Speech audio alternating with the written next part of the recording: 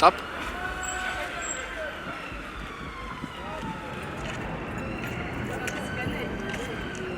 Violence and looting on South Africa's streets at the beginning of September 2019.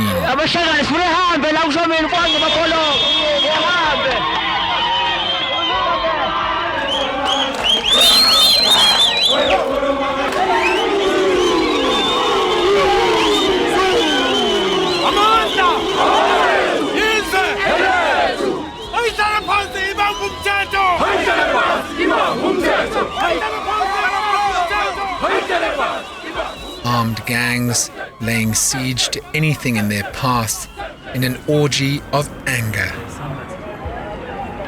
With mostly immigrant-owned businesses in the firing line.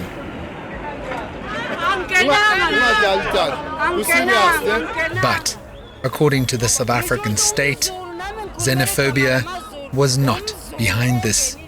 That is used as an excuse. For me, it's pure criminality, people looting and all that, and using that as a xenophobia. But for now, there is nothing that has sparked any form of this conflict between South Africans and the foreign nationals. So we're dealing with criminality rather than xenophobia at the present moment. With the longest sustained rate of unemployment in the world, the fourth highest rate of inequality on the planet, and desperation diminishing any post-democratic hope, South Africans are restless. This is a fight of our stomachs because singabantu abamnyama silambile. Singabantu abamnyama, singama South African, singama victims ale freedom esithi sinayo ngalo government. That's why ngithi mina government yena self akasazi ukuthi uzokwenza njani. Tired of government promises, the Sisonke People's Forum distributed a pamphlet in hostels on the eastern outskirts of Johannesburg, calling for action against foreign nationals, the day before violence broke out. People are taking our jobs. People are taking our jobs because they are cheap laborers. We've got companies that are hiring 100% foreign nationals. People are just running over the fence because they know they are undocumented. Where was the government by that time? How these people get into South Africa? The unrest shocked many, arguing it's different from previous outbreaks of violence against foreign nationals over the past decade. The immigrants that we're seeing come here are immigrants from a failed global neoliberalism. And that global agenda peaked at 2011. There was a plateau. Then it crashed in 2015. And the blowback, by the way, isn't just on the South African working class, which is reacting in an awful xenophobic way. That is the wind of resentment of the spaza shop owners or those in their family who no longer can afford to have a living because they've been undercut by immigrants who can sell cheaper. And when that happens and a service delivery protest becomes a xenophobic protest, it's in a sense hijacked or taken away. And while South Africa may be facing a systematic economic downturn, the country is still seen as a refuge for migrants from the African continent and the rest of the world. There are so many people who've come from the region because of what South Africa did to the region during apartheid and after. To me, the most critical is that the migrant labor systems that Ruth First was the finest analyst of, not only from Mpumalanga, where she'd done so much work, but also Mozambique, where she was ultimately assassinated, in identifying how the Johannesburg mines or the big plantations or the factories used migrant labor to make workers super cheap. As democracy reaches a quarter of a century in South Africa, government is struggling to meet the country's challenges, and for the first time have openly admitted that uncontrolled migration is a serious threat to the country's future. The fact of the matter is that our borders are porous. We accept that. We can't run away from that. Under apartheid, the borders were managed with a different regime, which was concomitant with apartheid laws, like electric fence around the border, the army, all being lined up. And since they were removed, nothing replaced them. And I think that's where the problem is. With no accurate figures on immigration into South Africa, perceptions of migration easily run into wild accusations on the effect foreign nationals have on the country. This is not an academic exercise, and I think people must stop throwing academic issues to real practical matters. Up to 80% of the people in these buildings were foreign nationals. Of the buildings we were raiding, even if it was 2%, even if it was 1%, no country in the world should have 1% undocumented. Providing fertile ground for what some argue to be nothing more than populist rhetoric. These so-called analysts and human rights lawyers, that's why I call them evil, is because they want to destroy this country.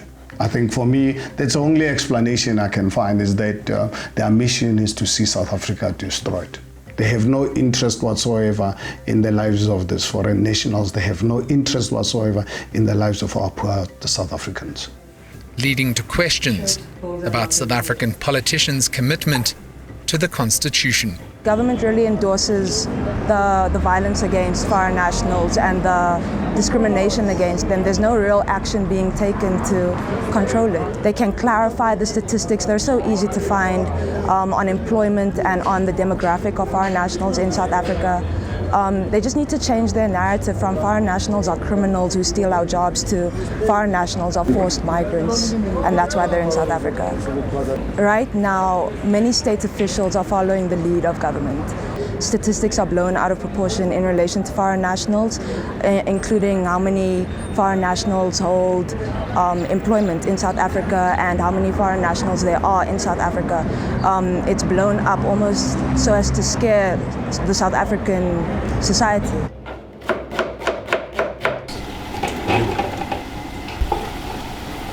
I have to know what is in the food.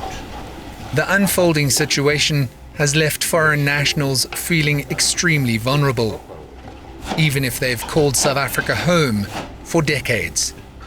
The company employs 4 South Africans and we pay our taxes. We are never been late. And I deserve to be here, actually. I really deserve to be here. We have been taken as a political talking point. Whenever somebody want to get popular or whenever somebody want to be seen as a hero, the first thing they do is attack African migrants. And that pisses me off. And that raises a question, like as an African child and as an African person, how long are we going to tolerate this? I do not feel safe as a foreigner in South Africa. Everything that goes wrong is blamed on me. Why? For some South Africans, immigrants are not the problem, but rather uncontrolled illegal migration and the crime they feel comes with it. Let me start by saying we appreciate that they helped us during the apartheid era. But I think it was too soon for them to come to South Africa. Here where we are standing, can you see the boys that are around us here? At the effect of drugs. They come from some of our foreign brothers. I won't mention the nationality, but they are well known who are selling drugs in South Africa. Fine. You should come back after 1 hour. Okay? Come back. So, Anambai, research shows foreign nationals mostly come to South Africa to seek refuge of an economic kind. Make business with my cousins, especially with my uncle, almost 6 years. A special cell phone business and electronic. I can fix phone, I sell phone, I doing software, hardware, everything. And they reject, with contempt, any idea they've brought trouble to the country. This is my wish to come to South Africa, to make money here. So then when I came here, I find a lot of problem here. Just put it pressure for foreigners. He said, don't need foreigners in this country. Just jealous with us. I can say one thing, this is the jealous. The South African put it to the pressure all foreigners, just for jealous. People make money. There's a lot of foreigners here people making money. So this is not our problem. Economists concede foreign nationals do have an impact on the South African economy, but it's debatable if it's positive or negative. The South African economy is in a horrible state, and you will do whatever you can to make sure that your business survive, and that includes getting people that are as productive as possible and as cheap as possible. That's part of the beast. That's part of doing business. And to some, part of business may mean taking advantage of illegal migration. There are many reasons that I can think of why an employer will rather employ somebody that is not, strictly speaking, legal in South Africa. You don't need to register that person, you don't need to pay taxes for that person, all sort of other things that you need to do for normal legal South African workers. It is also quite often easier to get rid of these workers because they know that they are illegal. They're not going to make and kick up a fuss if they get fired, as an example. And that is important. It is important for an employer to know that you can easily hire people if you need people, and it's also easy to fire people. Rufaro won't give her real name. And as a recent arrival, she knows all about taking advantage. For now, I'm working here in South Africa as a domestic worker because you can't find even a job, even food to eat. It's not easy to find food there. Many things, they are too expensive in Zimbabwe. So I came here to find a job so that I can find money to feed my baby, to take care of him. Kwakunzima ukuthi uzena neSouth Africa. I was not having even passport. I was just doing a border jumper to come here. Some of them, esasinabo, because they just bahamba namanzi, just like that. Because I was not having any choice. Working several jobs a day for little more than 20 Rand an hour, Rufaro finds it difficult to stomach the idea that foreigners steal employment from South Africans. It's not our fault. As foreigners, as we are working hard, we don't like to sit, to sleep at home. People, they are not the same. It's not all foreigners. Like us, we just came here just to find a job to work, not to steal. Asilandanga ukuzotshontsha, asilanda ukuzosebenza, asilandanga ukuzodayisa ama-drugs. Abantu abazama ukuthi bafuna imisebenzi basebenzi. Imisebenzi ikhona, is not ukuthi imisebenzi ayikho.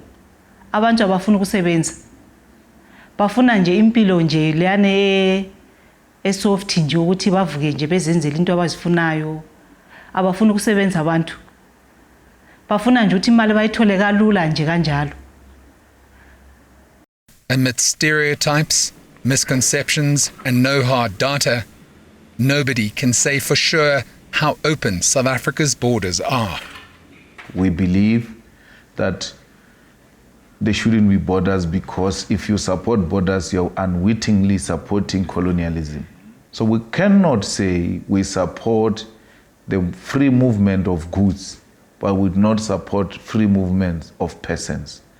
Why do you want our goods if you don't want us? I don't think it's popular in South Africa now to say open borders.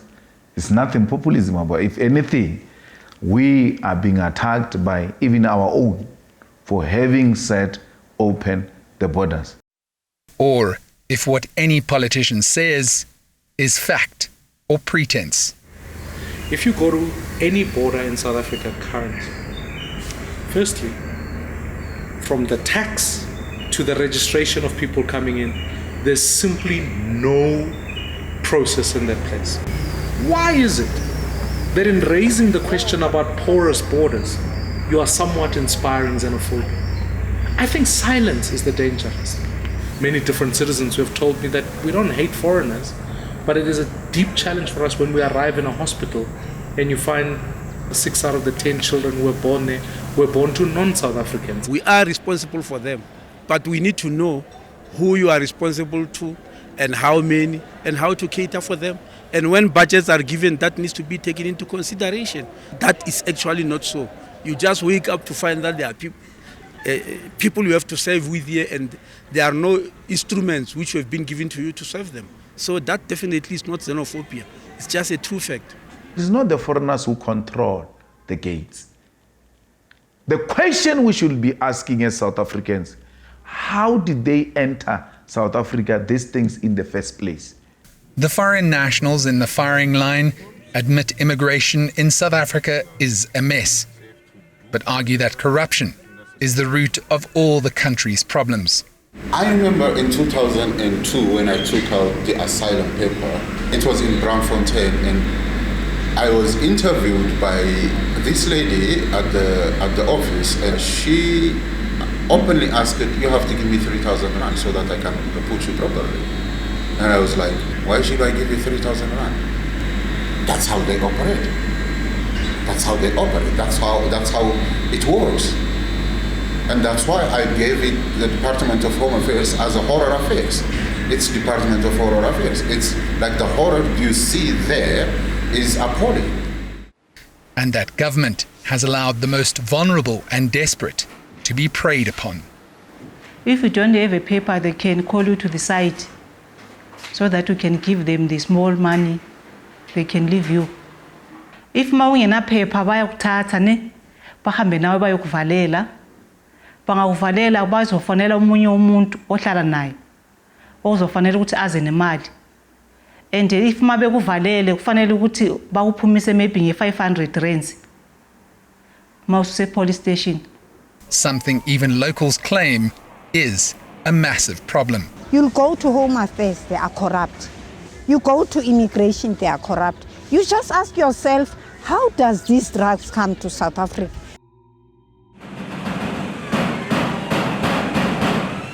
In response to September's outbreak of violence, government is cracking down, promising to execute a near decade-long plan to launch a dedicated border management agency.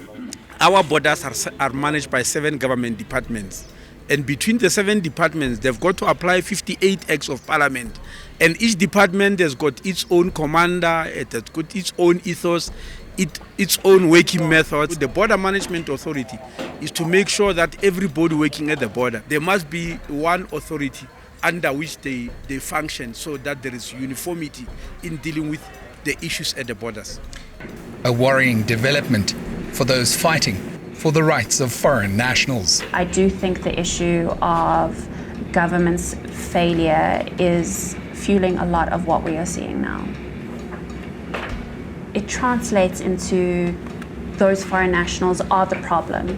They are the root cause of crime within the city. And if we root out all the foreign nationals, then our South Africans' concerns about crime and job insecurity will all be solved if we just get rid of what is perceived to be the problem, which is foreign nationals. The right to dignity has no nationality. The right to equality has no nationality. They steal from us. They steal from poor people. Forward to get Africa forward. Forward to get Africa forward. But for some in power, it seems this argument doesn't hold much water. You can go back to 1652 up to today, and you can really look at since the dawn of our new democracy, how many foreign nationals who are here holding senior positions, because these are the people who are adding value to this country. But it is not negotiable. If you are here in South Africa and you don't qualify as per our constitution to be here, you must be sent back to your country immediately. I'm not apologizing to anyone about actually calling for the rule of law as far as immigration is concerned. We're sitting with massive case, billions of counterfeit goods destroying our economy coming into our country. If anybody expects me to apologize, please let them ask the president to apologize, not me. As anger ferments, we are the people of South Africa, and we have only one home, which is South Africa. All these other people is just visitors to the country. And messages are misconstrued. What are you going to to do when people start retaliating? How are you going to respond to that? Today you might be scoring a political point, but tomorrow it will affect you in a way that you don't expect to be affected. South Africa collectively sits on a ticking time bomb. People of South Africa, they are tired of politics because the politicians are liars. You know, right now, some politicians, they're just labeling this struggle as the Zulu struggle, as the hostile struggle. Because they are lacking the knowledge, they are just think when they are sitting under the air cons, they are just gods of Africa. What is stopping them to have one policy of saying the borders are closed? Sweep out whatever which is wrong in South Africa.